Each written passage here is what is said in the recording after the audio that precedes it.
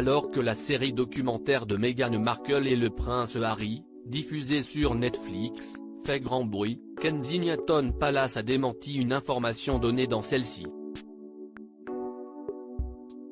Aucun membre de la royauté n'aurait été consulté au préalable, contrairement à ce qu'affirme le couple.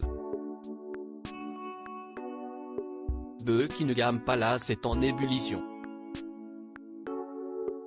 Quelques mois après leur révélation explosive auprès d'Oprah Winfrey, où ils ont notamment dénoncé un racisme ambiant au sein de la famille royale, Meghan Markle et le prince Harry ont remis le couvert.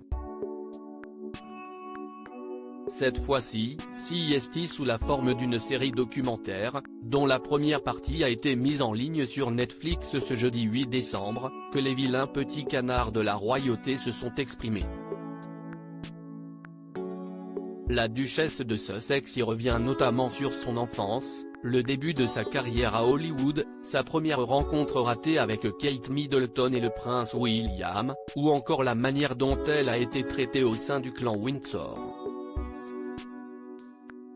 De son côté, le prince Harry, qui apparaît plus amoureux que jamais de celle qu'il a épousée le 19 mai 2018, évoque ses frasques du passé, comme ce jour où il avait cru bon de se déguiser en Asie à une soirée costumée. Il défend également sa femme, la mère de ses enfants Archie et Lilibet, et atteste avoir été témoin de racisme inconscient du temps où il résidait encore à Kensington Palace. Kensington Palace dément l'information évidemment, ce sont des révélations dont Kensington Palace et Buckingham Palace se seraient bien passés, surtout à un moment où la couronne est si fragilisée. 3 mois après le décès de la reine Elisabeth II, Charles III, visé par plusieurs G2, a encore du mal à asseoir son autorité.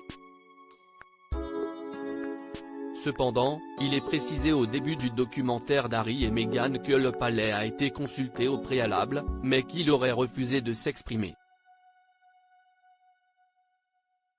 Or ce n'est pas ce qu'affirme une source proche du dossier.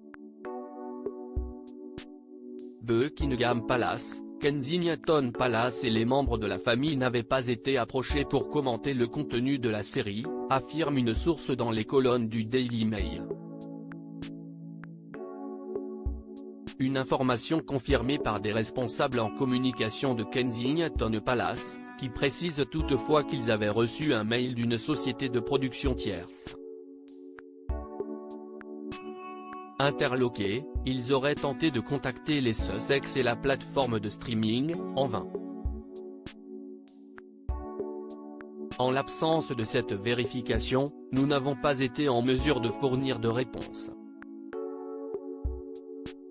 La substance de le mail que nous avons reçu ne traitait pas non plus de toute la série, a fait savoir une source.